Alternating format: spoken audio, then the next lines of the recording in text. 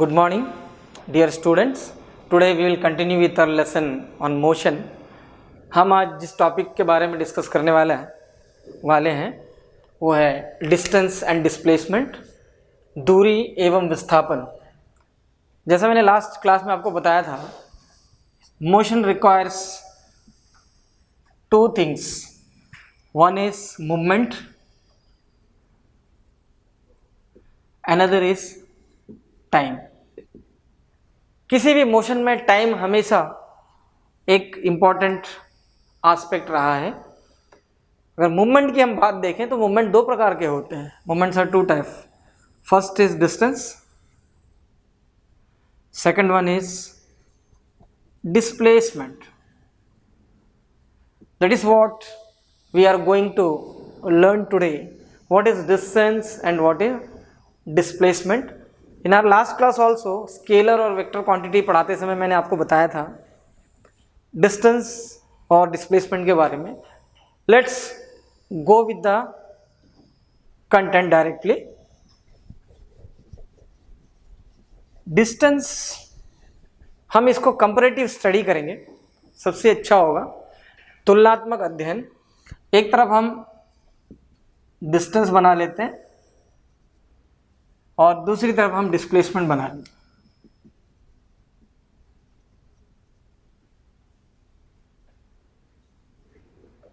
इसको समझने के बाद एक सिचुएशन हम लेंगे, एक प्रॉब्लम, और उसमें हम एनालाइज करेंगे किसको डिस्टेंस बोलते हैं, किसको डिस्प्लेसमेंट बोलते हैं। डिस्टेंस को हिंदी में दूरी और डिस्प्लेसमेंट को विस्थापन।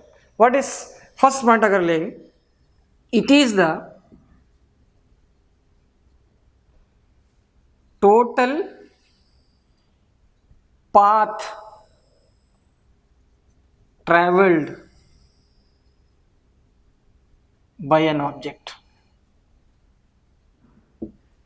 डिस्टेंस का मतलब होता है जब कोई वस्तु एक पॉइंट से दूसरे पॉइंट तक जाता है तो उसके बीच में उसने टोटल कितना रास्ता तय किया। किसी वस्तु द्वारा तय की गई कुल रास्तों का योग is the sum total of the path travelled by an object is called distance. ये खासियत है। दूसरा, it is also called path length.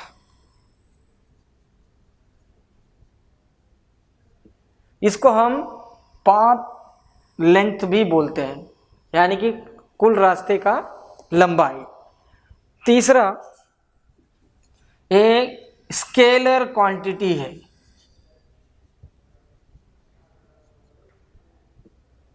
मैंने लास्ट क्लास में आपको क्लियरली समझाया था, क्योंकि इसमें केवल मैग्नीट्यूड है, डायरेक्शन नहीं है।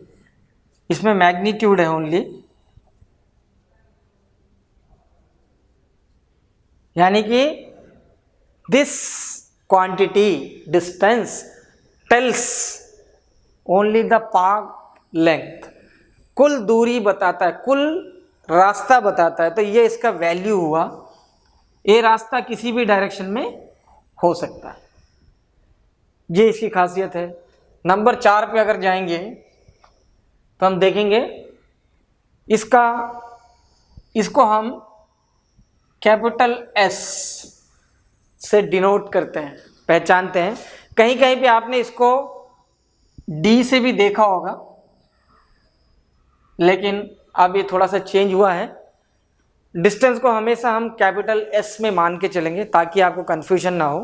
हालांकि पुराने कई किताबों में ये चीज़ आपको मिलेंगी, डिस्टेंस बराबर डी या स्मॉल डी, बट हम उसको चेंज कर रहे हैं। अभी ये ऑलरेडी चेंज हो चुका है, तो आपको इस चीज़ को ध्यान देना पड़ेगा। डिस्प्लेसमेंट की अगर बात करें तो इसमें this is the shortest route of an object. कोई ऑब्जेक्ट कहीं भी ट्रेवल किया हो, जैसे इसमें है, कहीं भी गया हो किसी भी डायरेक्शन में, खाली दूरी टोटल होने से बस है। लेकिन यहाँ पे ऐसा नहीं है, यहाँ पे डायरेक्शन जरूरी है, डायरेक्शन प्लस पाथ लेंथ, दोनों चीज़ें, जो पाथ लेंथ है शॉर्टेस्ट पाथ और डायरेक्शन, ये दोनों को जब मिला दें तो इसको हम बोलते हैं डिस्प्लेसमेंट। ये फर्क है। दूसरा देखेंगे, ये वेक्टर क्वांटिटी है। क्यों वेक्टर क्वांटिटी है? लास्ट क्लास में आपने देखा होगा, vector quantity always has to dimensions. First one is direction, second is path, shortest path, यानी कि डिस्टेंस और डायरेक्शन को मिला दिया जाए तो ये बनता है डिस्प्लेसमेंट। इसे बोलते हैं विस्थापन, यानी कि एक जगह से दूसरी जगह तक पहुंचना, दिशा को ध्यान देते हुए, कम से कम दूरी तय करते हुए। तो मिनिमम डिस्टेंस हो और मैक्सिमम डिस्प्लेसमेंट हो, ये ज़रूरी है। इसलिए ये वेक्टर क्वांटिटी है, क्योंकि इसमें दो एस्पेक्ट है, इसमें एक ही एस्पेक्ट है। इसका सिंबल है एस के ऊपर हम ऐसा एरो का निशान लगा सकते, ये इसका सिंबल है। डिस्टेंस में केवल एस और डिस्प्लेसमेंट में एस के ऊपर एरो। जितने भी वेक्टर क्वांटिटीज हम यूज़ करते हैं, वेक्टर क्वांटिटीज, इसके ऊपर में हम बार ज़्यादातर लगाते हैं। जैसे एक्सेलरेशन होगा तो हम इसके ऊपर बार लगाते हैं। बार लगाने का मतलब है कि ये वेक्टर क्वांटिटी है, ये पहचान आपको होना चाहिए।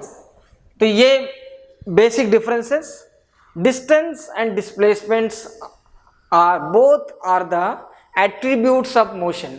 ये मोशन का कंपोनेंट्स हैं। मोशन को कंप्लीट होने के लिए ये दोनों कंपोनेंट्स का होना ज़रूरी है।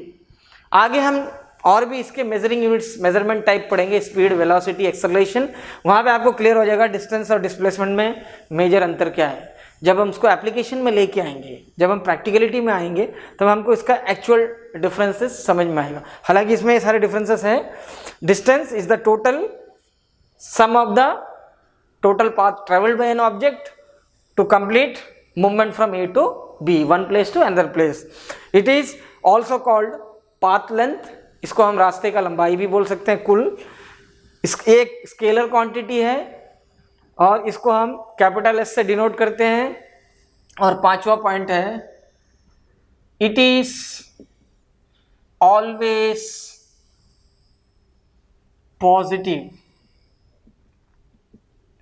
इट इज ऑलवेज पॉजिटिव, ये हमेशा पॉजिटिव एस्पेक्ट है, ये कभी नेगेटिव नहीं हो सकता, ये कभी जीरो नहीं हो सकता। कैसे, हम आगे इसको देखेंगे। जबकि डिस्प्लेसमेंट कैन बी जीरो और नेगेटिव, ये जीरो भी हो सकता है, नेगेटिव भी हो सकता है, पॉजिटिव तो होता ही है, दोनों चीजें। उसके बाद और एक डिफरेंस पे जाएंगे। ये मैंने पहले ही बोला था, आपको कंपैरेटिवली क्यों करा रहा हूं, क्योंकि आपको समझने में इजी होगा। तुलनात्मक अध्ययन बोलते हैं इसको। उसके बाद है डिस्टेंस ऑलवेज मोर देन और इक्वल्स टू डिस्प्लेसमेंट, यानी कि डिस्टेंस डिस्प्लेसमेंट से कभी कम हो ही नहीं सकता। डिस्टेंस हमेशा पॉजिटिव एस्पेक्ट है, डिस्टेंस हमेशा डिस्प्लेसमेंट से ज़्यादा ही होगा या उसके बराबर होगा। लेकिन यहाँ पे अगर आप देखोगे, if you see this, displacement is always less than और इक्वल टू डिस्टेंस। यानी कि अगर हम यहाँ पे बना लें एक छोटा सा, अगर हम आपको एक इज ऑलवेज इक्वल टू और ग्रेटर देन डिस्प्लेसमेंट, ये निशानी आप देखिए, इसका मतलब है डिस्प्लेसमेंट हमेशा डिस्टेंस से कम होता है या बराबर होता है। और इसके कंसेप्ट में देखें, इसके कंसेप्ट में displacement is always equal to और लेस देन, ये कंडीशंस आप देखिए, तो कोई भी हालत में डिस्टेंस हमेशा डिस्प्लेसमेंट से बड़ा होता है या ज़्यादा होता है। तो ये बेसिक डिफरेंसेस थे, हम एक प्रॉब्लम के द्वारा इसको समझने की कोशिश करते हैं। मैं एक ड्रॉ करके एक प्रॉब्लम दिखाऊंगा और उसमें ड्रॉ करके आपको उसका आंसर बताऊंगा, क्या है डिस्टेंस और क्या है डिस्प्लेसमेंट। एक छोटा सा प्रॉब्लम लेते हैं, आपको ऐसे बहुत सारे प्रॉब्लम्स किताबों में मिलेंगे सॉल्व करने के लिए, आप छोटे छोटे प्रॉब्लम्स लेकर के दोनों का सॉल्व कर सकते हैं। चलिए एक प्रॉब्लम लेते हैं। ये मैन, एक प्रॉब्लम है, देयर इज अ प्रॉब्लम और it's called question. A man, just note it down, a man travels a distance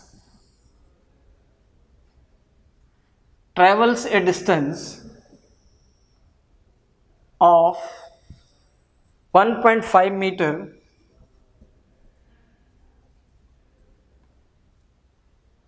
from a reference point,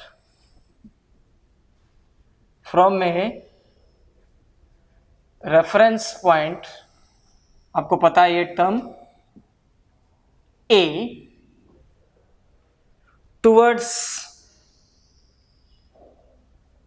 towards east B.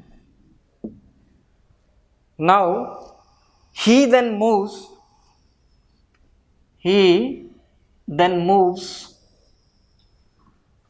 3 meters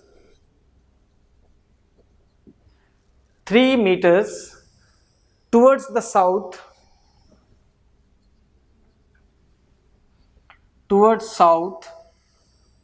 at C, तीसरा point पे पहुंच गया, and finally proceed again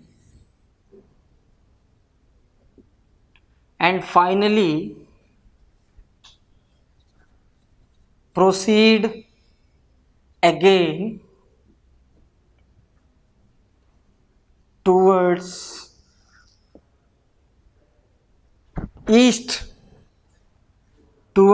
east at D, which is 4.5 meters. This is the situation, this is a problem. I am reading once again. A man travels a distance of 1.5 meters from a reference point A towards east B. He then moves 3 meters towards south and finally proceed again towards east D, which is 4.5 meters. Now what is the question? Question पूछता है calculate, पहला है calculate the total distance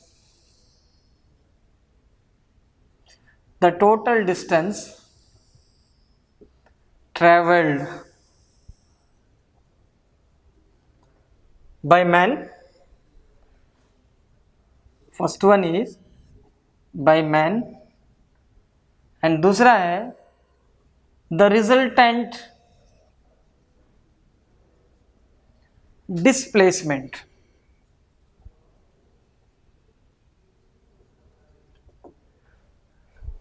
देखिए दोनों aspect आ गए इसमें, distance and displacement. एक situation आपको दिया है, इसमें 4 डिस्टेंसेस दिए हुए हैं, 4 डायरेक्शंस दिए हुए हैं। इसको अगर हम ड्रॉ करके देखें, समझने की कोशिश करें, तो आपको आसानी से समझ में आ जाएगा।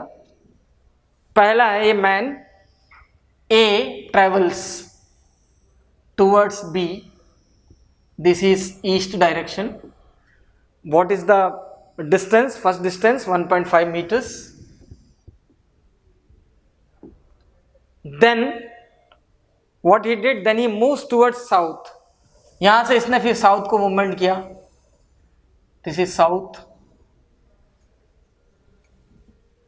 कितना है 3 meters. Then this point is called C. Then finally proceed again towards east 1.5 3 meters, then towards, फिर ये ईस्ट की तरफ बढ़ा कितना है 4.5 meters. This point is D. But this is the condition. This is the condition of a person. A man started journey from A towards east, traveled 1.5 meters. Then he bent towards south, again traveled 3 meters. Then he again bends towards south, east, traveled 4.5 meter. Now what is the question is the total distance traveled by man as per definition. अगर हम definition के हिसाब से चलते हैं तो distance का definition क्या था? Distance का definition है distance is equal to number 1 के लिए distance is equal to sum of total path. तो sum of total path क्या थे? First 1.5 plus 3 plus 4.5 तो कितने होंगे ये 5 6 4 7 8 9 meters, right? This is the answer of first part. The total distance traveled by a man is 9 meter. Now come to the second slot. Displacement as per definition. What is the displacement? Displacement is the shortest distance traveled. अब इसमें से आप shortest distance कैसे निकालोगे? Yes, there is an option. If you connect this with this, तो displacement होगा AD. Length of AD will be displacement. Why this is the shortest distance. मैंने आपको कहा था displacement cannot be more than distance. It will be equal or less than distance. So instead of adding all this, if we add this we got 9 meters. So distance traveled by the man from A to D is 9 meter. However, the displacement of the man from A to D is definitely less than 9. If you scale it, you will find somewhere it is maybe 6.8 to 7.5 के अंदर में metres के अंदर आपको मिलेगा. 6.8 से 7.5 के बीच में मिलेगा. अगर कॉपी में बना के उसको मेजर करके देखेंगे तो आपको पता चलेगा कि इसका डिस्प्लेसमेंट. तो this shortest movement of an object is called displacement, whereas the total path length, sum of all the gaps covered by an object, is called distance. तो this is the major difference. इसीलिए इसको scalar बोलते हैं क्योंकि इसमें कोई direction नहीं, पहले यहाँ गया फिर इधर आया फिर इधर गया, irrespective of डायरेक्शन. टोटल से मतलब है, वैल्यू से मतलब है केवल, इसलिए ये स्केलर क्वांटिटी है. जबकि डिस्प्लेसमेंट इसमें मैग्नीट्यूड या वैल्यू उसी के साथ साथ डायरेक्शन भी था.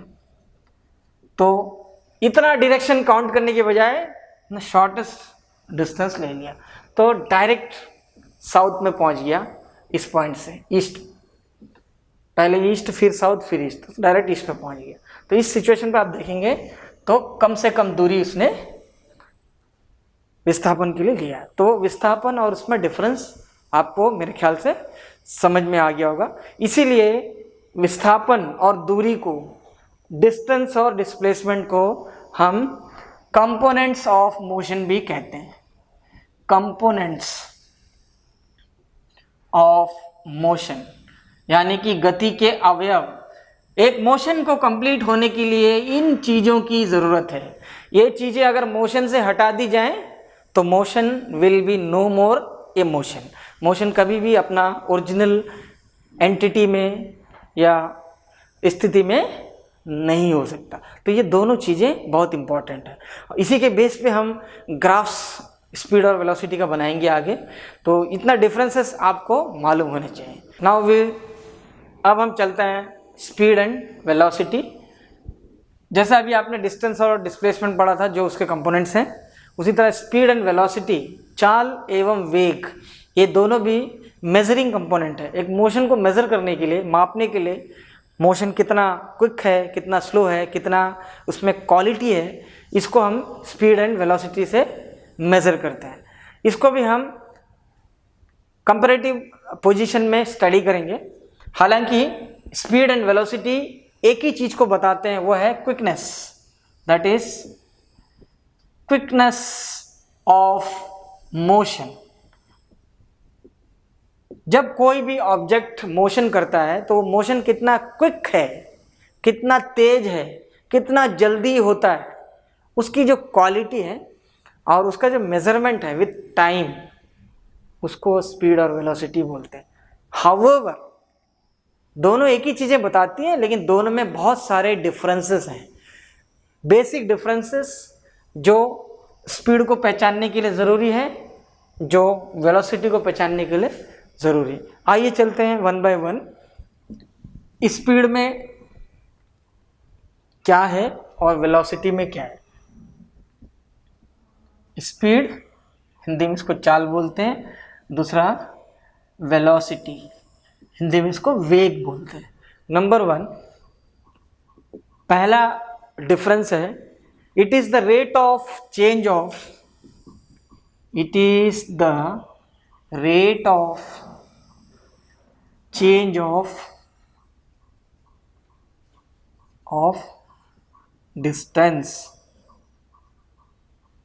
However, it is the rate of change of displacement। आपको दोनों का मीनिंग पता है। जब किसी रेट पर, what is rate of means, rate of का मतलब होता है किसी दर पर, दर के लिए हमको टाइम फैक्टर देखना होता है, यानी कि the distance travelled by an object per unit time. एक यूनिट कितना होता है टाइम का? 1 सेकंड।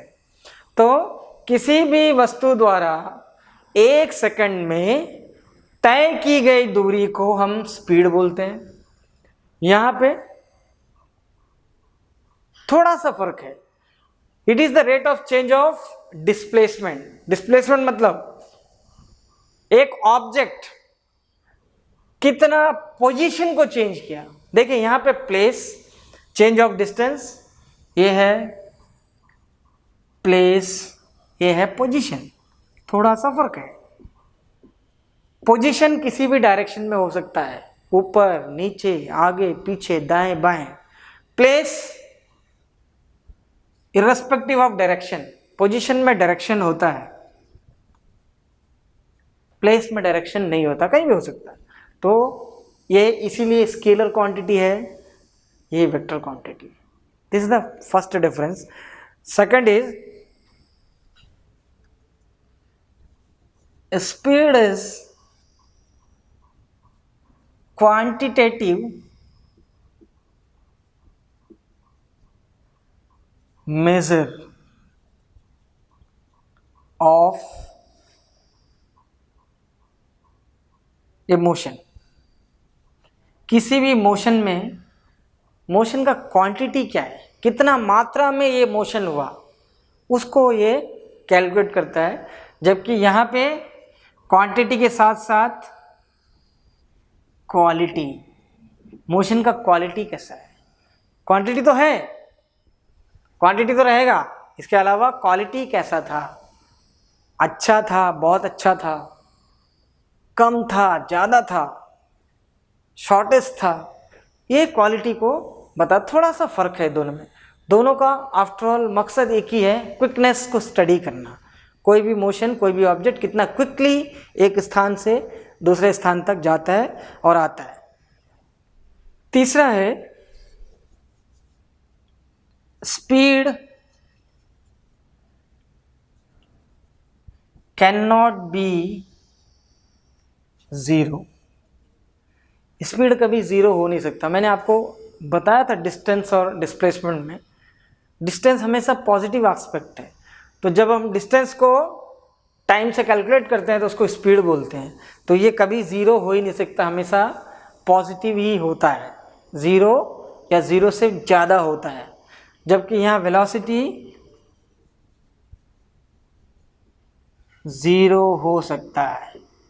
इसके लिए इसके बाद इसमें जब इंडिविजुअली हम इसको डिफाइन करेंगे, इसमें आपको ग्राफ बना के दिखाएंगे ज़ीरो किस सिचुएशन में होता है, यानी कि एक जगह से शुरू हुआ और वहीं पे वापस आ गया, तो इनिशियल पॉइंट इंटरसेक्ट हो गया, उसको बोलते हैं ज़ीरो वेलोसिटी। उसके बाद नेक्स्ट पॉइंट, ये कंपैरेटिवली मेरा बताने का मतलब यही है कि आपको समझने में ये आसान हो। whenever you would like to compare these things, you can easily compare. Now next difference, उसके बाद का जो डिफरेंस था, this is a scalar quantity, velocity is vector quantity. Again क्यों वेक्टर है, इसमें मैंने अभी बताया पोजीशन, डिस्टेंस प्लस डायरेक्शन, इसमें ओनली डिस्टेंस बाय टाइम, इसलिए हम इसको mathematically speed is equal to s by T करते हैं। यहाँ पे अगर आप देखेंगे स्पीड v, कैपिटल V ये भी है लेकिन स्लैंटेड है, इसको बोलते हैं इटैलिक्स। आप देखेंगे अगर किसी अल्फ़ाबेट को आपने ऐसा तिरछा लिखा है तो एक होता स्ट्रेट और एक होता स्लैंट। तो v को जब हम स्लैंट लिखते हैं तो स्पीड में आता है, और v को जब स्ट्रेट लिखते हैं तो वेलोसिटी में आता है। दोनों ही v हैं।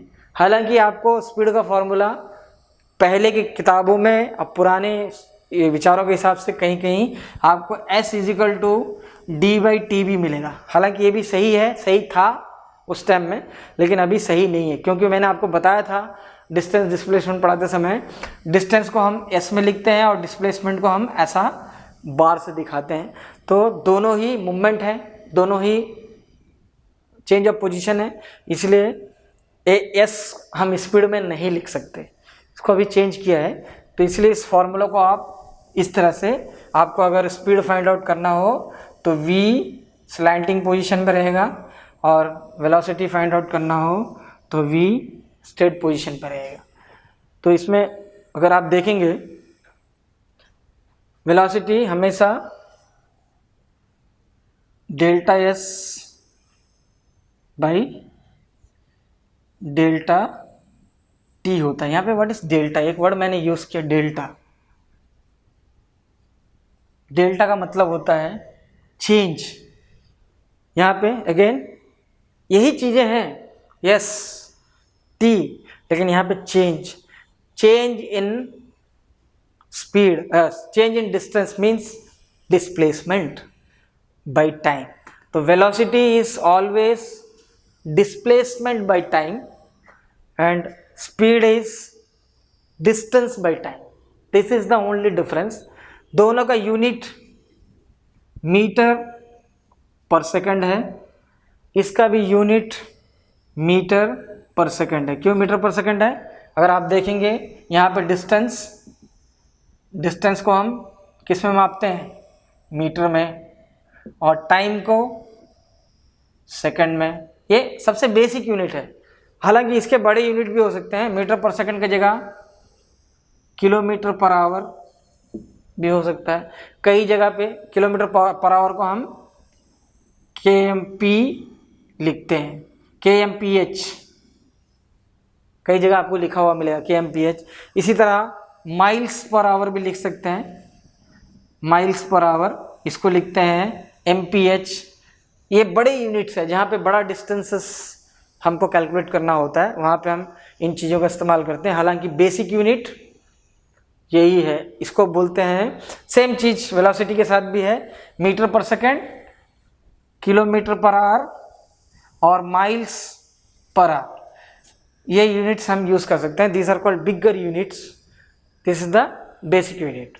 अब ये बेसिक यूनिट को हम बोलते हैं SI यूनिट्स। SI आपने सुना होगा, SI मात्रक या SI यूनिट। SI यूनिट का मतलब होता है स्टैंडर्ड इंटरनेशनल। स्टैंडर्ड इंटरनेशनल एक एसोसिएशन है, एक ग्रुप एजेंसी है जो फिजिकल क्वांटिटीज़ का यूनिट्स डिसाइड करती है, और ये यूनिवर्सली सबको एक्सेप्टेबल है। सारी दुनिया में स्पीड का यूनिट मीटर पर सेकंड है, वेलोसिटी का यूनिट मीटर पर सेकंड है, सारी दुनिया में एक जैसा है। तो इसको बोलते हैं स्टैंडर्ड इंटरनेशनल। और 1971 में इसका स्टैब्लिशमेंट हुआ था, SI यूनिट का स्टैब्लिशमेंट हुआ था, गठन हुआ था। तो ये है बेसिक डिफरेंसेस स्पीड और वेलोसिटी के बीच में। एक बार मैं थोड़ा सा इसको जल्दी से रिकैप कर दूं। Speed is a scalar quantity, velocity is a vector quantity. Speed is the measurement of distance by time, किसी यूनिट टाइम में तय किया गया दूरी को हम चाल कहते हैं। और यहाँ पे किसी इकाई समय में विस्थापन हुआ या पोजीशन चेंज हुआ, उसको हम बोलते हैं वेलोसिटी। वेलोसिटी एक वेक्टर क्वांटिटी है, स्पीड एक स्केलर क्वांटिटी है। स्पीड को हम कैपिटल V इटैलिक्स के फॉर्म में लिखते हैं, तिरछा, और वेलोसिटी को कैपिटल V कैपिटल से स्टेट से हम जानते हैं। तो this is all about speed and velocity. However speed के बारे में हम अलग से अगली क्लास में स्पीड के बारे में और वेलोसिटी के बारे में अलग से डिटेलिंग में पढ़ेंगे, क्योंकि स्पीड के अंदर यूनिफॉर्म नॉन यूनिफॉर्म स्पीड आता है, मैं ग्राफ्स ड्रॉ करना आता है, उसके अलावा न्यूमेरिकल्स हैं, एवरेज स्पीड कैसे निकालते हैं, ये सारी चीज़ें वेलोसिटी के साथ भी हैं। तो हम इसको आइसोलेट करके अगले क्लास में पढ़ेंगे। तब तक के लिए धन्यवाद, thank you very much, stay safe, stay home.